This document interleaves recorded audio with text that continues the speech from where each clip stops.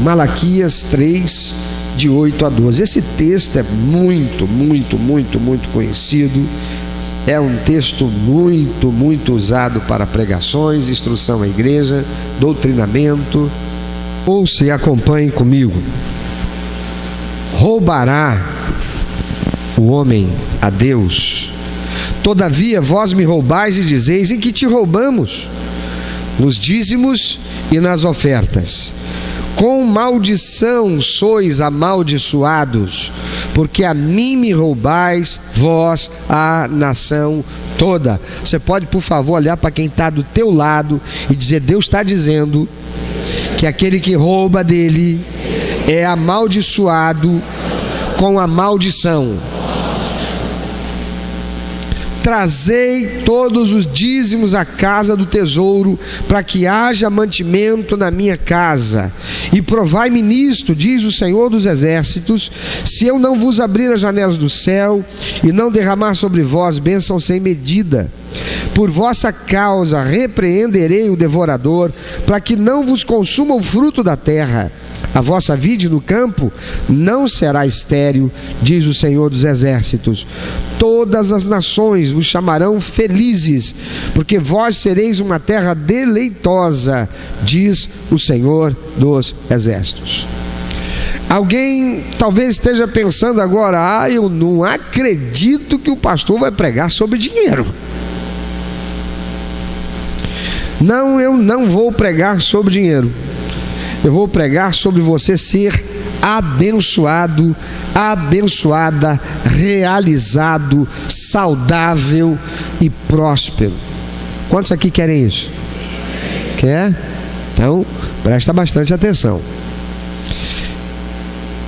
Amados, eu me sinto sempre muito constrangido quando eu percebo que o conforto e a prosperidade conquistados pelo favor do Senhor em resposta à fidelidade do crente se torna instrumento de tentação para que esse mesmo crente passe a agir com infidelidade ao Senhor e abrindo a brecha para a investida do inimigo contra a sua família, contra a sua própria vida, contra os seus empreendimentos, contra a sua vida financeira, contra a sua saúde.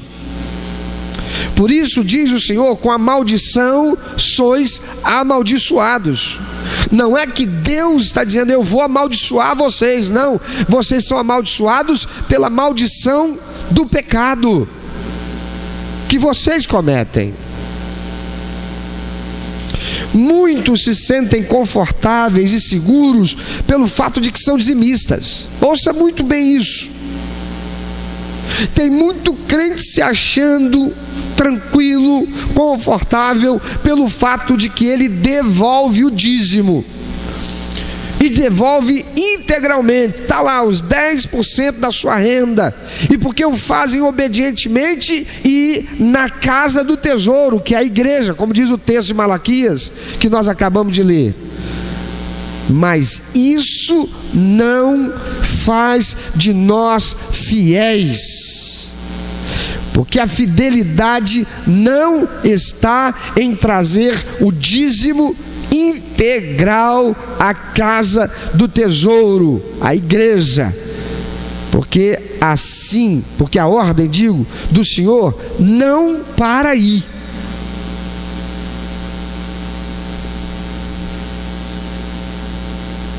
Não para aí. Não para na frase: trazei todos os dízimos à casa do Senhor. E você sabe que ele está falando de dízimos e ofertas, porque ele já falou isso antes.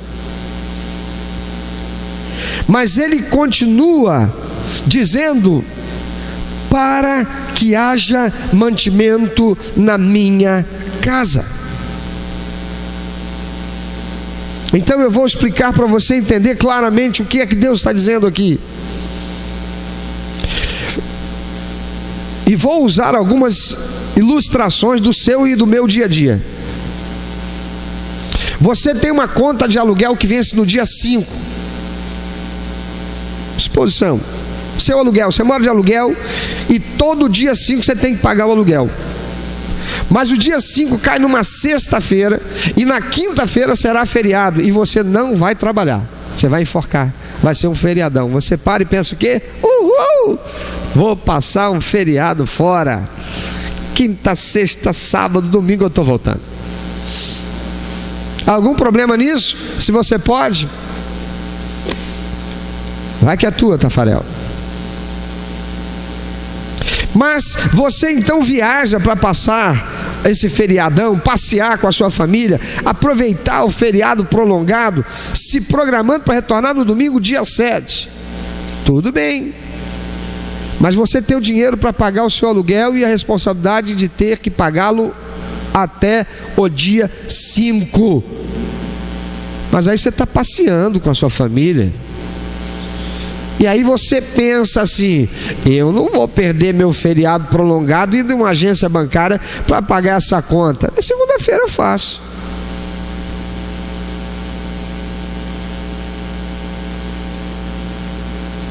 Ou você simplesmente se esquece de pagá-la pelo internet banking, porque na sexta-feira, dia 5, você está na praia e nem se mancou que tinha que fazer. Está ali, só pegar o celular, internet banking, está pago. Então você é levado a pensar: mas são apenas alguns reais que não me farão falta alguma. Os juros que vou pagar lá na segunda-feira. Sabe como é que se chama isso? Pecado. E por que é pecado? Porque primeiro você pagará juro e multa por pagar com atraso.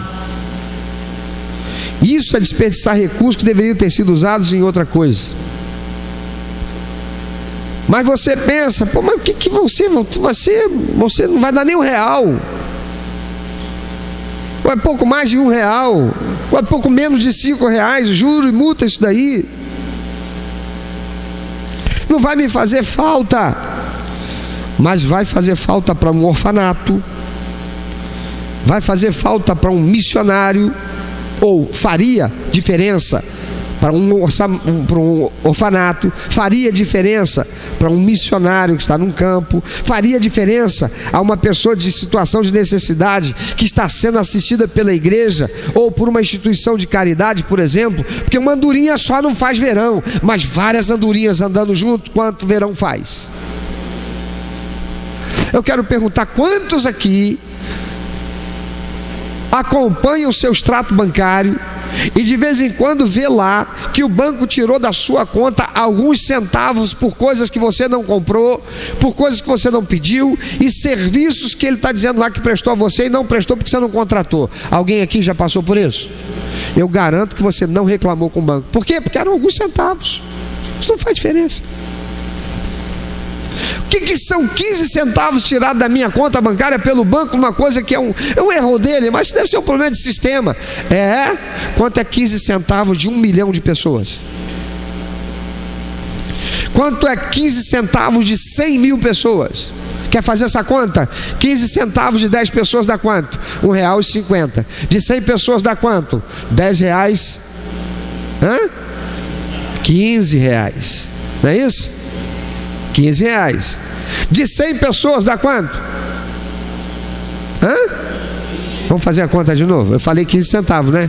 15 centavos de 10 pessoas dá R$1,50. De 10 pessoas dá R$15. De 100 pessoas dá...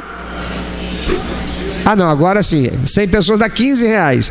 1.000 pessoas dá R$150. 1 milhão de pessoas dá quanto?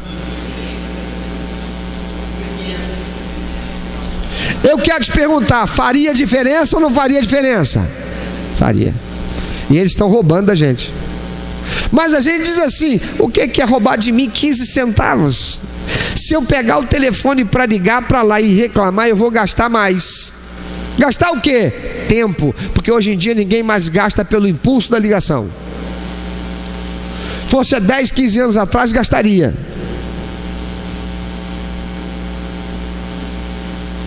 Mas é assim que os desonestos fazem. Eles contam com a minha omissão. Eu vou dizer, mas aquilo aí você não faz diferença nenhuma para mim. Então eu penso, o que são alguns R$5 de multa e juro, se eu vou passar, o que eu vou ter de benefício de ficar na praia com a minha família, curtindo o feriadão, o que é R$5 de juro e multa?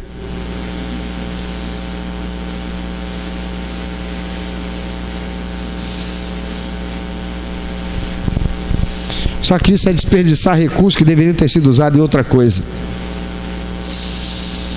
Você é levado a pensar, mas são apenas alguns reais que não me farão falta alguma. Mas faria diferença para a vida de muita gente. Tem crente que faz exatamente igual ao exemplo que eu mencionei. Ele viaja, sai a passeio, deixa seu compromisso com Deus e a igreja para quando ele retornar. E pior, às vezes retorna e esquece ou fica esperando o próximo domingo, quando haverá culto, e ele irá para cumprir com a sua responsabilidade, enquanto a igreja tem responsabilidades financeiras a cumprir.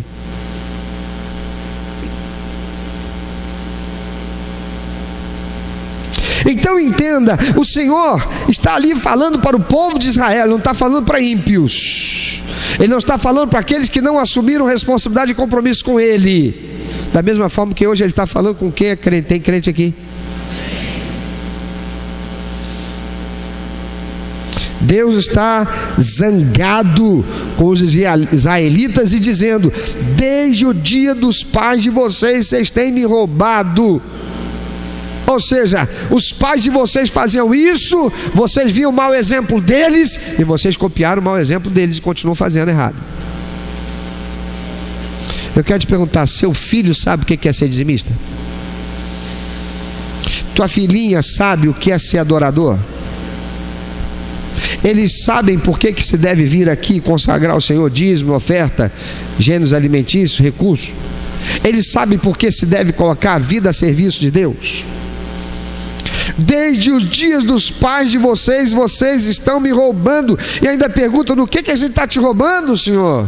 Vocês têm me roubado nos dízimos e ofertas, porque alguns não estão trazendo para a casa do tesouro, e outros não fazem no tempo que deveriam, para impedir que haja falta na minha casa. Veja, Deus não está dizendo apenas não estão trazendo, Ele está dizendo está havendo falta.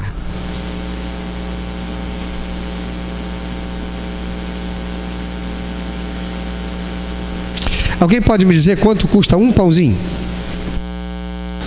Quanto?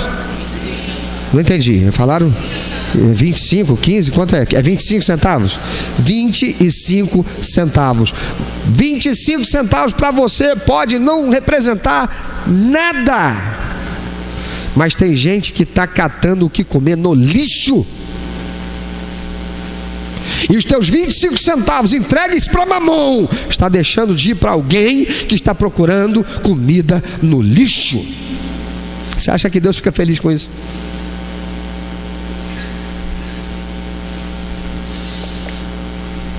Quantos crentes estão desperdiçando 25 centavos? E se esses 25 centavos, e a gente considerar apenas a denominação batista brasileira, da Convenção Batista Brasileira, que sustenta a obra de missões através da Junta de Missões Nacionais, da Junta de Missões Mundiais, mandando para campos missionários, para lugares inóspitos, para lugares estranhos, convivendo com pessoas que eles nunca viram na vida, gente que tem cultura, língua diferente, deixando os seus parentes, deixando o conforto daquilo que construíram, muitos deles, deixando uma atividade profissional lucrativa por causa do chamado missionário. Imagina o que representa 25 centavos de cada crente batista da Convenção Batista Brasileira sendo enviado para a Junta de Missões. Se a gente considerar por baixo, num número apenas fictício, que nós tivéssemos 5.000 igrejas apenas no Brasil, e que cada igreja dessa, para jogar por baixo, numa média, tivesse 100 membros. 100 membros vezes 5.000 dá quanto? Pega 5 mil, põe mais 2 zero. Dá quanto? Alguém faça uma conta e me ajuda, eu já estou pregando.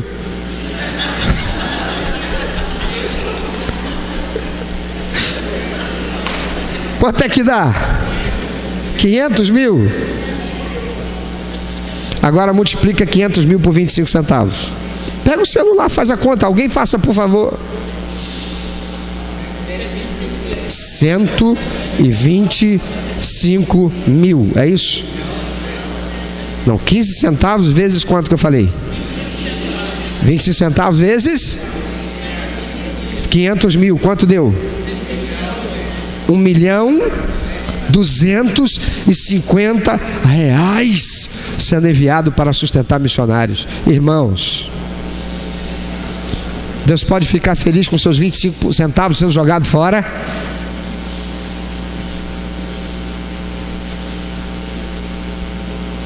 Vou repetir, já falei isso aqui outras vezes, está sendo gravado, glória a Deus, presta atenção, você vai ouvir agora. Uma vez eu recebi uma senhora com feridas na perna.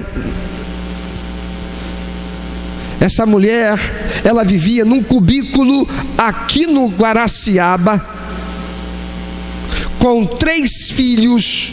O único cômodo era sala, quarto e cozinha para ela e 3 filhos. O banheiro era do lado de fora de casa. Tinha que sair de casa para entrar num cubículo que era o banheiro. Não tinha porta nem para dentro daquele quarto. Mas aquela mulher fumava 3 maços de cigarro por dia. Eu estava conversando com ela na minha sala, orientando-a por causa da forma errada como ela vivia, desonrando a Deus e mais, cultuando a demônios. Ela disse: eu não cultuo demônio não, pastor, cultua sim. Toda vez que se acende esse troço desgraçado, você está prestando culto a demônio. Ela disse: que isso, pastor, você quer só cigarro? Eu falei: então vamos fazer uma coisa. Se eu não estou falando a verdade, se não há um espírito de vício que domina sobre a tua vida, então está tudo certo contigo. Mas se você tem um espírito de vício, eu quero agora, em nome de Jesus, pela autoridade que Ele me deu na sua palavra, porque diz a sua palavra que em nome dEle, Jesus Cristo, eu expulsaria demônios. Eu vou agora dar uma ordem, que em nome de Jesus, todo espírito de vício que tem dominado sobre essa mulher, comece a queimar, ardendo dentro da perna dela. Essa mulher começou a ficar em desespero na minha sala, começou a gritar igual uma doida: para, pastor, para. Eu falei: não estou fazendo nada, eu estou parado. Não, está queimando a minha perna. Como é que pode estar queimando se você diz que não tem demônio? Não, eu te hipnotizei. Você não hipnotizou não, estou aqui vendo tudo, estou falando tudo, estou normal. Falei: então você está normal, por que você está sentindo essa perna queimar? Não, agora eu creio, pastor. Você crê? Tá bem, em nome de Jesus, saiam todos os demônios da perna dela. Agora senta aqui. A senhora fuma desde que idade? Desde os 14 anos. Muito bem. Mas a senhora não começou fumando 3 carteiras por dia? Só começou fumando o quê? Eu comecei fumando um cigarro, fui para 2, fui para 3. Em quanto tempo você estava fumando uma carteira de cigarro? 3 meses depois eu estava fumando a carteira por dia. Então vamos fazer uma coisa: 3, vamos pegar pela metade, 1 carteira e meia. Há quantos anos? Só fuma desde os 14 anos. Beleza. Deu quase 40 anos. Então agora vamos multiplicar 40 anos a 1 carteira e meia de cigarro por dia. Quanto custa a carteira de cigarro? Tanto. Eu quero perguntar para a senhora: o que a senhora faria com esse valor? Irmão, você deve ter uns 15 anos ou mais. Naquela época deu uns 20 e poucos mil reais, se não me engano.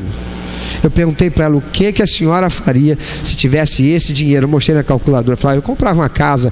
Falei: pois é, por isso que a senhora mora naquilo, porque o demônio tem roubado da senhora sua saúde financeira, sua saúde física, porque esse problema dessa ferida que não fecha é porque a sua saúde está debilitada. E os seus filhos estão vivendo uma vida de revolta, sendo dirigidos pelo diabo para serem destruídos pelo mundo também. Sabe, irmãos, como é que se chama isso? Pecado.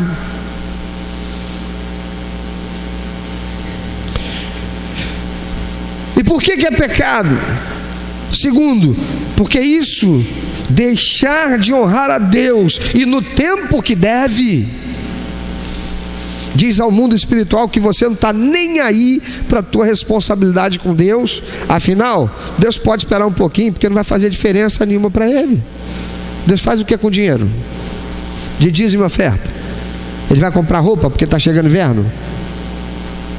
Ele vai comprar camisa UV porque o verão, sabe como é que é, né? Câncer de pele. Então Deus pode esperar. E é isso que está se dizendo ao mundo espiritual. Qual o propósito do dízimo estabelecido pelo Senhor? Que o homem reconhecesse que Ele, Deus, é o Senhor de toda a terra e que Ele, o homem, é seu inquilino aqui. Por isso, devolve 10% de toda a sua renda. E por que isso? Por causa do pecado do nosso pai Adão, para quem Deus fez tudo, e para nós, por consequência de sermos filhos dele. Deus fez toda a terra pensando em nosso pai Adão e em nós, e Ele não cobrou nada por isso. Ele fez e nos colocou aqui, e era para que nós estivéssemos vivendo naquela mesma terra perfeita, usufruindo de tudo para nosso prazer, como um pai que procura fazer tudo para dar para o seu filho aquilo que ele precisa e até aquilo que ele não precisa, mas que vai dar prazer a ele, pelo prazer que o pai tem de ver o prazer do filho. Mas nosso pai Adão pecou contra Deus, e quando ele pecou, o pecado do nosso pai Adão, aceitando a tentação de Satanás, embora sido criado, quis ser independente e autossuficiente de Deus Criador, vivendo na terra que Deus criara para ele viver, com tudo o que precisaria. Mas depois do pecado, Deus estabeleceu que o homem passasse a devolver-lhe 10% de toda a sua renda por causa disso, da sua infidelidade. Era Deus dizendo: eu te dei tudo e você foi infiel, agora você vai ter que demonstrar sua fidelidade para ter, porque você colocou isso tudo que eu criei na mão do diabo. Agora, para ter, você vai conviver com ele, o diabo, e vai ter que expressar fidelidade a mim. Dízimo é sinônimo de fidelidade. Dízimo diz ao mundo espiritual, diz para Satanás: olha aqui, Satanás, você corrompeu meu pai Adão, você conseguiu trazer a morte, você conseguiu trazer a separação entre mim e Deus, mas eu não sou como meu pai Adão. Eu sou fiel e eu obedeço ao Senhor Todo-Poderoso, devolvendo-lhe o dízimo e no tempo certo que devo fazê-lo, e adoro o Senhor com as minhas ofertas, que reconheço através delas que dependo dele, do Deus vivo, e creio somente nele e na sua fidelidade para prover na minha vida, ainda que eu esteja vivendo no mundo que você, Satanás, está dominando por causa da infidelidade dos meus pais Adão e Eva. Mas eu vou ser fiel. Lá no princípio, o homem corrompido pelo pecado, ele fazia um altar e colocava ali uma parte do seu dízimo para ser queimado, e a outra parte ele comia ali mesmo, cerimonialmente, com sua família, num culto a Deus. Tem muita gente hoje dizendo aí, insuflado por Satanás e por outros a serviço do diabo. Isso aí você corta, tá? Mesmo na sua ignorância, dizendo assim: esse negócio de trazer dízimo para a igreja, isso é para dar dinheiro a pastor, isso é para pastor que é mal intencionado, isso é para homens travestidos de homens de Deus, que querem então somente usar da inocência e da boa fé das pessoas que são os fiéis da igreja, porque lá na Bíblia o dízimo era para ser comido pelo dizimista. Não tinha nada desse negócio de trazer dízimo para a igreja. Tinha nada que dar dízimo para pastor. Primeiro que ninguém dá dízimo para pastor. Pode até haver uma igreja ou outra aí em que isso aconteça, porque infelizmente a gente está vivendo num mundo corrompido e são seres humanos que se corrompem. Mas isso não é regra, isso é exceção. E infelizmente é o lado ruim da democracia, porque a democracia promove o bem, a possibilidade. E a possibilidade é tanto para o bem como para o mal, pois assim foi que Deus nos fez. Deus nos fez com livre arbítrio. Eu escolho o que eu quero. Mas isso é ignorância. Isso demonstra pessoas que têm a mente cauterizada pelo pecado, não querem entender, não querem conhecer. E Jesus disse: se você conhecer a verdade, ela faz o quê? Te liberta da ignorância. Então lá no princípio, sim, o homem fazia um altar, ele colocava ali uma parte do seu dízimo para ser queimado, e outra parte ele comia naquele mesmo lugar com a sua família, numa cerimônia de culto a Deus. Mas depois, com o crescimento da comunidade, Deus estabelece o seu culto e as pessoas passaram a ter um lugar para onde se dirigiam para fazê-lo. Eram os altares cerimoniais. Você vai encontrar isso no Antigo Testamento. Abrão, ele é o líder do seu clã. Abrão vai com seu clã em algum lugar, ele faz ali, ele erige, ele constrói um altar, ali ele consagra a Deus o seu dízimo, ali ele consagra a Deus a sua oferta, juntamente com toda a sua comunidade que estava debaixo da autoridade dele, num ato de celebração e culto a Deus. Eles comiam daquilo que eles mesmos consagravam. Uma parte era queimada, outra parte era usufruída por eles.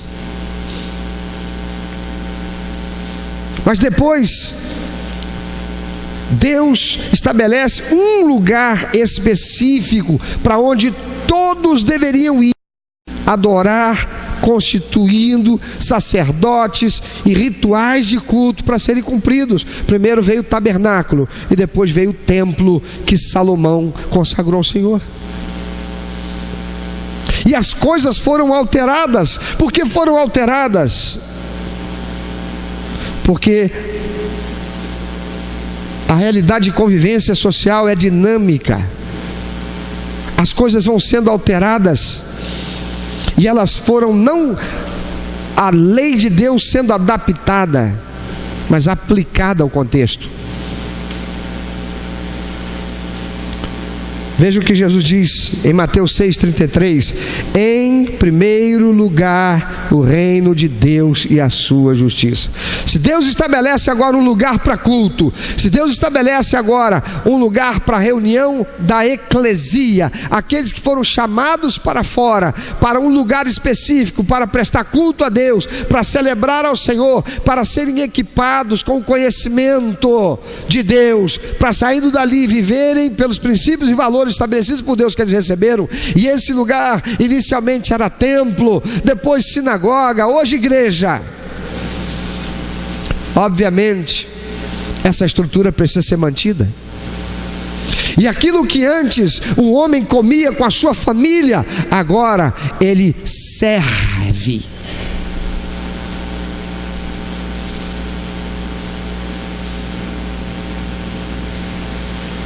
Na realidade do contexto do cristianismo,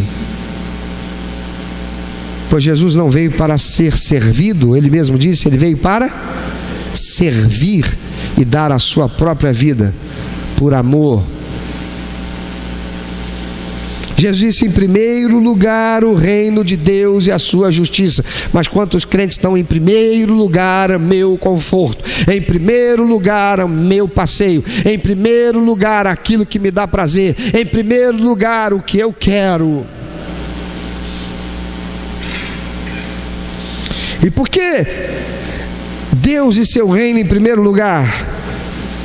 Porque estávamos mortos para Deus e condenados ao inferno. Quantos estão aqui que têm consciência dessa verdade? Eu não ouvi. Só quem tem consciência dessa verdade, diga: eu tenho.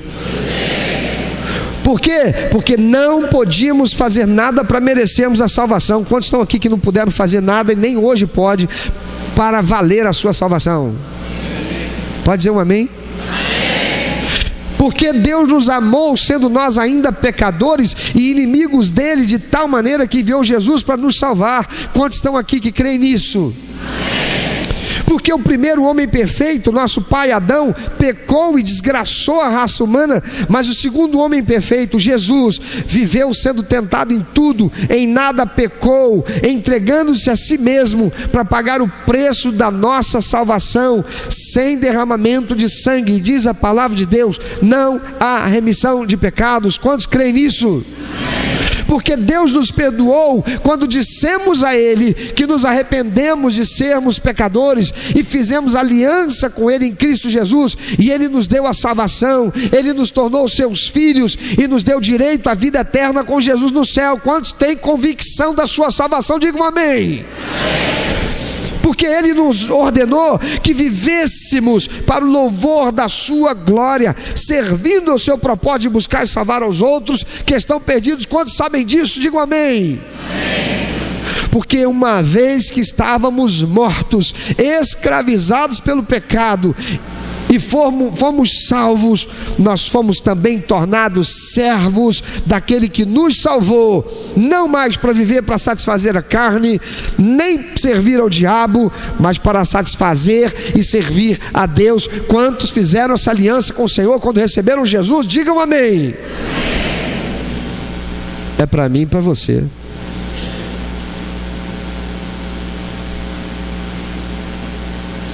É por isso, irmãos, que toda atitude que coloca Deus e tudo que Ele estabeleceu para ser cumprido por nós em segundo plano é pecado. Está dizendo assim: estou nem aí, depois eu faço.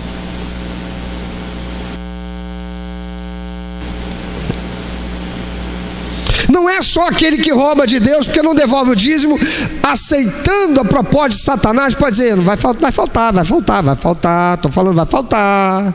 Seja fiel não, porque vai faltar. A igreja pode esperar, a igreja não vai tomar para você, vai faltar. Não é só esse não. Quem está entendendo? É por isso que há muitos crentes que estão, como na igreja de Corinto, fracos, doentes e morrendo. 1 Coríntios 11:30. Por não discernirem, por não darem o valor, o respeito, a honra a Deus pelo sacrifício de Jesus Cristo. Eu te pergunto, como é que você se sentiria sabendo que o seu inquilino, se você tivesse um imóvel alugado, como é que você se sentiria se o teu inquilino viajou e deixou para pagar o aluguel somente quando ele retornasse, sem se importar com o vencimento, e que você espera receber aquele valor para também cumprir suas obrigações? Como é que você ia se sentir? Não, tá tudo bem, quando ele voltar ele paga. Eu vou atrasar meus compromissos também, mas como é que você se sentiria? Assim? Está tudo bem? Como você se sentiria se o teu cliente deixasse de pagar a mercadoria que comprou de você até o vencimento, porque viajou de férias com a família ou para aproveitar um longo feriado e deixou para quando retornasse, sendo que você tem também que honrar compromisso com seus fornecedores? Ou ele nem viajou, ele recebeu, mas quando ele encontrar contigo ele paga. Como é que você se sentiria? Como você se sentiria se teu patrão deixasse de pagar teu salário no dia certo, porque ele viajou com a família para aproveitar alguns dias de descanso e turismo, deixando de pagar teu salário para pagar apenas quando ele retornasse, sendo que você tem compromisso com a tua família e você tem compromisso com terceiros? Então eu te pergunto, como você se sentiria se você fosse Deus e visse um crente indo ao estádio assistir o jogo de futebol do seu time do coração, Quando a igreja está reunida para cultuar Jesus e aprender da palavra, para ser um cristão autêntico e como viver para servi-lo e dar prazer ao coração dele. Se fosse você, Deus, como é que você se sentiria?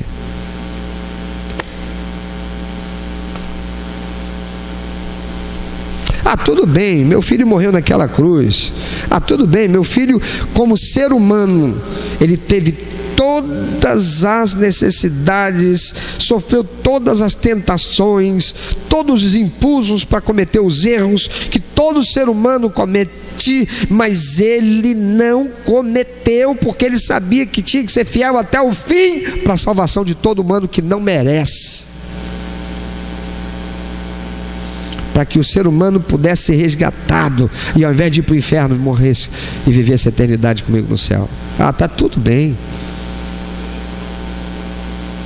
Foi só um joguinho de futebol, foi uma vez só, imagina. Como Deus deveria se sentir ao ver crentes que fizeram aliança com a igreja de Cristo, de serem pontuais, assíduos, de servirem no cumprimento do grande mandamento de amar a Deus acima de todas as coisas, o próximo como a si mesmo, e a grande comissão de, enquanto vão vivendo o seu dia a dia, aonde quer que forem, falem do plano da salvação para as pessoas, todas elas, independente de quem elas sejam, para que os outros sejam salvos. Mas em vez disso, ficam em casa e até no dia de domingo dizem que estão cansados, precisam descansar. Mas se fosse para ganhar dinheiro, se fosse para assistir seu time do coração jogar, se fosse para ir à praia, para um divertimento, para uma festa, passarem horas numa festa e até mesmo a noite inteira, e no dia seguinte irem para o seu emprego, não dariam essa justificativa de cansaço nem de dor de cabeça. Como é que Deus deve se sentir? Está tudo bem? E por que as pessoas e muitos crentes estão fazendo isso? Porque acreditam no sofisma que Satanás insuflou nas suas mentes. E aí, então eles dizem assim: como Deus é amor, Ele não se importará, afinal Deus quer meu bem, não é isso?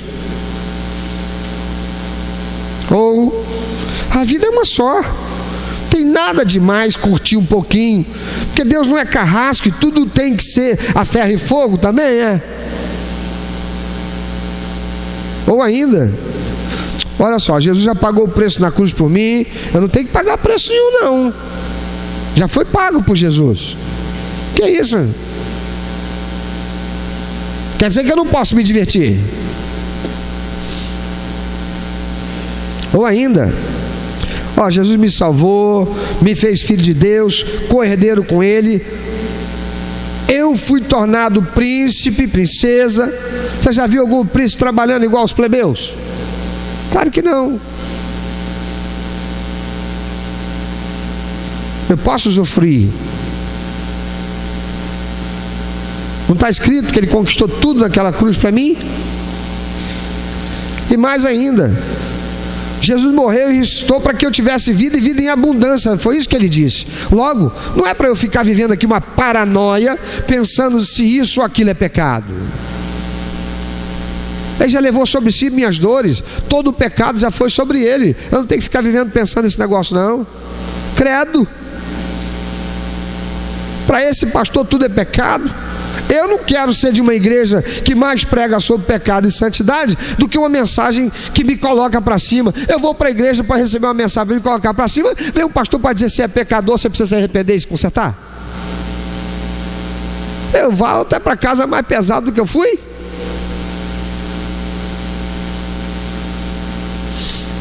E sobretudo, aquela máxima, olha só, Deus sabe de todas as coisas.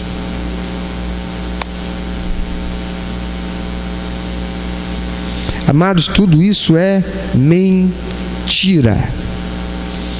Tudo isso é o que o diabo quer que pensemos. Porque assim fazendo, nós nos sentamos no trono e fazemos Deus nosso mordomo. aquele que nos criou para nos servir, e desvalorizamos o sacrifício que Jesus fez para nos redimir de nossos pecados, nos salvar da morte eterna, nos dar a salvação e a eternidade com Ele no céu. Deus passa a ser meu mordomo. Ele é o meu pai que está nos céus. Então, se Ele é meu pai, eu estou aqui, eu não posso nada contra o diabo. Então, Deus tem que abrir porta de emprego para mim, Deus tem que me fazer prosperar, porque eu sou fiel. Eu entrego fielmente meu dízimo, e quando eu vou ao culto eu levo uma oferta. Deus deseja que nós sejamos prósperos, sim, porque a igreja deve ser a agência que promove a expansão do reino de Jesus Cristo na terra, e para isso ela precisa ter recursos humanos, ela precisa ter recursos materiais, ela precisa ter recursos financeiros. Mas isso deve vir de nós para a igreja, através da nossa fidelidade em honrar o Senhor com nossos bens, talentos, dons e vida no tempo que devemos fazer. A promessa de Deus é que Ele impedirá que o diabo, que está dominando o mundo inteiro, como diz 1 João 5,19, nos prejudique com o desemprego, o prejuízo, roubando nossos recursos, impedindo de realizarmos o plano de Deus de buscar e salvar os que estão perdidos. É isso que o Senhor diz como promessa pela nossa fidelidade e expressão de honra, quando está escrito: por vossa causa, verso 11, verso 1, Malaquias 3, 12. Por vossa causa, lê bem forte, repreenderei o devorador, para que não vos consuma o fruto da terra. A vossa vide no campo não será estéril, diz o Senhor dos Exércitos. Verso 12: todas as nações vos chamarão felizes, porque vós sereis uma terra deleitosa, diz o Senhor dos Exércitos. Por essa razão, amados, é que o apóstolo Paulo orienta que o momento da adoração, quando nós temos a oportunidade de sermos fiéis e adoradores ao Senhor, o façamos com alegria, por sabermos que estávamos mortos, condenados ao inferno, mas fomos salvos pela graça, o favor que não merecemos, o sacrifício de Jesus naquela cruz. Por isso eu sou responsável, fiel adorador do meu Senhor. Pensa sobre isso. Você vai ter oportunidade de vir trazer a sua adoração e a sua fidelidade, mas não vá consagrar a tua adoração e fidelidade a Deus de qualquer jeito. Não basta trazer integralmente os 10%. Era para ter trazido antes, você não trouxe. Era para ter sido feita a transferência, porque você podia ter feito, você tem o recurso na palma da sua mão, você não fez, ficou esperando.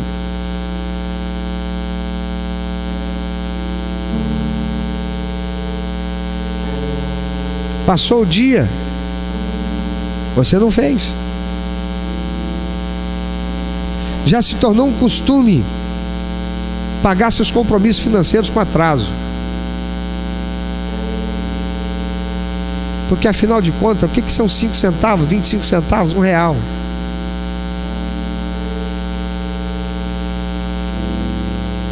Meu credor pode esperar um dia, o que são mais 2 dias?